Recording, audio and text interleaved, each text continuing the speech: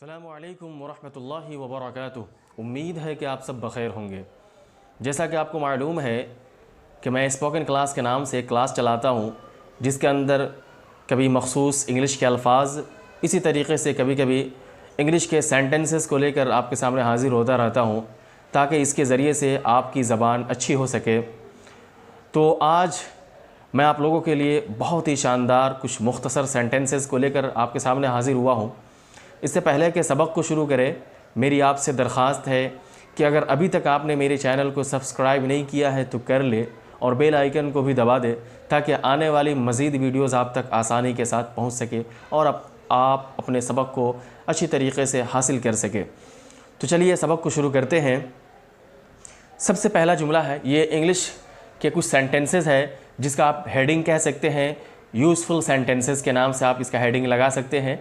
आप इसको इंग्लिश में बोल सकते हैं यूज़फुल सेंटेंसेस, जिसका उर्दू आप कर सकते हैं मुफीद जुमले। इंग्लिश के मुफीद जुमले, कुछ मखसूस और मुफीद जुमले होंगे जिनको मैं आपको बताऊंगा। आप इन्हें याद करेंगे और याद करने के बाद इन्हें रोज़मर्रा की गुफ्तगू में अच्छी तरीके से इस्तेमाल करने की कोशिश करेंगे, ताकि आपकी ज़बान बेहतर से बेहतर हो सके। तो सबसे पहला जुमला है, आप जब किसी से मुलाकात करते हैं और मुलाकात करने के बाद जब आप उससे बिछड़ते हैं तो बिछड़ते वक्त आप उससे बोलते हैं फिर मिलेंगे। इस तरीके का जुमला आप उर्दू में बोलते हैं फिर मिलेंगे। तो अगर आप इसको इंग्लिश में बोलना चाहें तो आप कह सकते हैं सी यू अगेन। आप इंग्लिश में बोल सकते हैं सी यू अगेन, फिर मिलेंगे, सी यू अगेन, फिर मिलेंगे।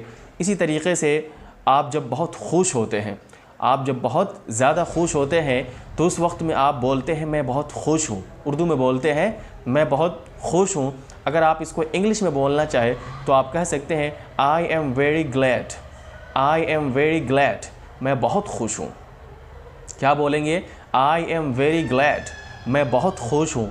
इसी तरीके से जब आपको किसी चीज़ के सिलसिले में पछतावा होता है, जब आप टेंशन में होते हैं, जब आपको किसी चीज़ के सिलसिले में बहुत अफसोस होता है, तो आप उस वक्त बोलते हैं मुझे बहुत अफसोस है, मुझे बहुत परेशानी है, मैं बहुत परेशानी में हूँ, मुझे बहुत अफसोस है। इस तरह की बातों के लिए आप इंग्लिश में कैसा सेंटेंस यूज़ करेंगे? तो आप कह सकते हैं I am very sorry, I am very sorry, मुझे बहुत अफसोस है, आई एम वेरी सॉरी, मुझे बहुत अफसोस है। इसी तरीके से आप उर्दू में बोलते हैं मुझे माफ़ कीजिए, मुझे माफ़ कीजिए। इस तरीके से मान लीजिए कि आपका हाथ जो है किसी ऐसे शख्स से टच हो गया, किसी ऐसे शख्स के हाथ से टच हो गया जो आदमी आपके हाथ के टच होने को पसंद नहीं करता है, तो उस वक्त में आप कहते हैं कि मुझे माफ़ कीजिए, मुझसे ये गलती हो गई है। तो इस तरीके की जो आप इंग्लिश में बोलना चाहें इस तरीके की बात को, तो आप कह सकते हैं पार्डन मी। आप इंग्लिश में इसको बोल सकते हैं पार्डन मी, मुझे माफ़ कीजिए। इसकी इंग्लिश आप बोल सकते हैं पार्डन मी, पार्डन मी। उसके बाद में है, ऐसे ही आप जो है उर्दू में बोलते हैं गुस्ताखी माफ़ हो, गुस्ताखी माफ़ हो, गुस्ताखी माफ़ हो। तो आप इंग्लिश में कह सकते हैं एक्सक्यूज़ मी। आप इंग्लिश में कह सकते हैं एक्सक्यूज़ मी, गुस्ताखी माफ़ हो। इसी तरीके से आप जब किसी से रिक्वेस्ट करते हैं, किसी से दरख्वास्त करते हैं, तो उस वक्त आप बोलते हैं बराए मेहरबानी, बराए मेहरबानी ये काम कर दीजिए, बराए मेहरबानी यहाँ आइए। तो ये जो आप बोलते हैं बराए मेहरबानी, इसके लिए आप इंग्लिश में इस्तेमाल कर सकते हैं प्लीज़। इंग्लिश में इस्तेमाल कर सकते हैं आप प्लीज़। बराए मेहरबानी की इंग्लिश होगी प्लीज़। उसके बाद में जब आप किसी का शुक्रिया अदा करते हैं तो उस वक्त में आप बोलते हैं उर्दू के अंदर आपका शुक्रिया, बोलते हैं उर्दू के अंदर आपका शुक्रिया। इसको इंग्लिश में आप कह सकते हैं थैंक यू। इंग्लिश में आप बोलेंगे थैंक यू, आपका शुक्रिया। उर्दू में बोलेंगे आपका शुक्रिया और उसकी इंग्लिश होगी थैंक यू, उसकी इंग्लिश होगी थैंक यू।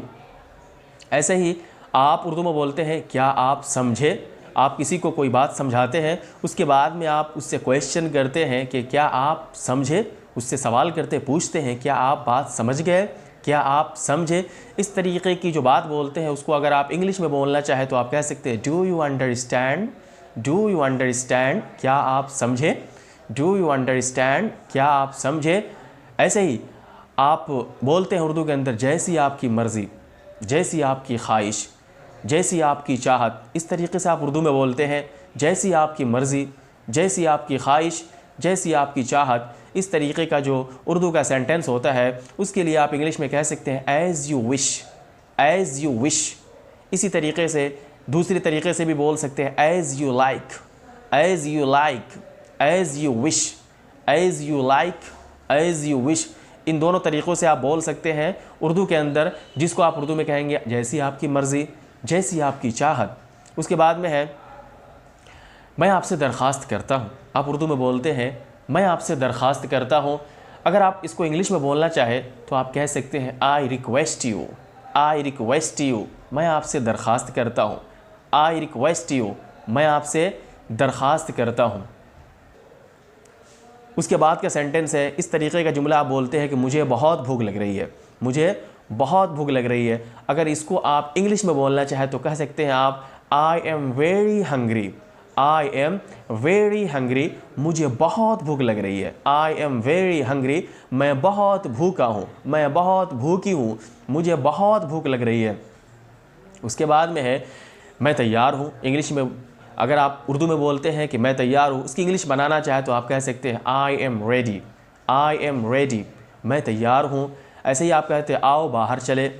उर्दू में बोलते हैं आओ बाहर चले, तो आप इंग्लिश में कह सकते हैं लेट अस गो आउट, आओ बाहर चले। इसकी इंग्लिश होगी let us go out, let us go out, let us go out, आओ बाहर चले, लेट अस गो आउट, आओ बाहर चले।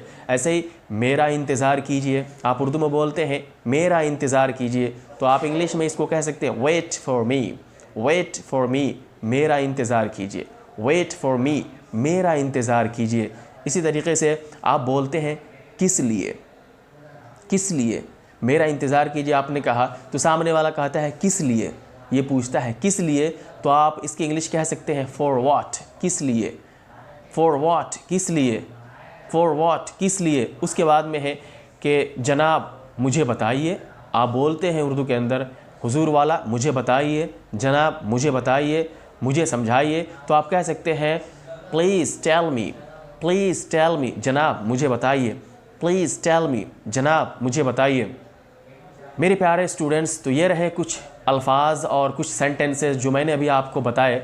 उम्मीद है कि आप इन अल्फाज को इसी तरीके से, इन सेंटेंसेस को अच्छी तरीके से सुनकर याद करेंगे, अपनी कॉपी में नोट करेंगे और फिर उसके बाद में याद करेंगे, और याद करने के बाद इनको अपनी रोज़मर्रा की गुफ्तगू में इस्तेमाल करने की पूरी कोशिश करेंगे। इससे पहले अगर अभी तक आपने मेरे चैनल को सब्सक्राइब नहीं किया है तो कर ले, और बेल आइकन को भी दबा दे ताकि आने वाली मज़ीद वीडियोज़ आप तक आसानी के साथ पहुँच सके और मेरा हौसला भी बढ़ सके। चलिए अगली वीडियो में अगले लेसन के साथ फिर मुलाकात होगी। जब तक के लिए अल्लाह हाफिज़। अस्सलामु अलैकुम व रहमतुल्लाहि व बरकातुहू।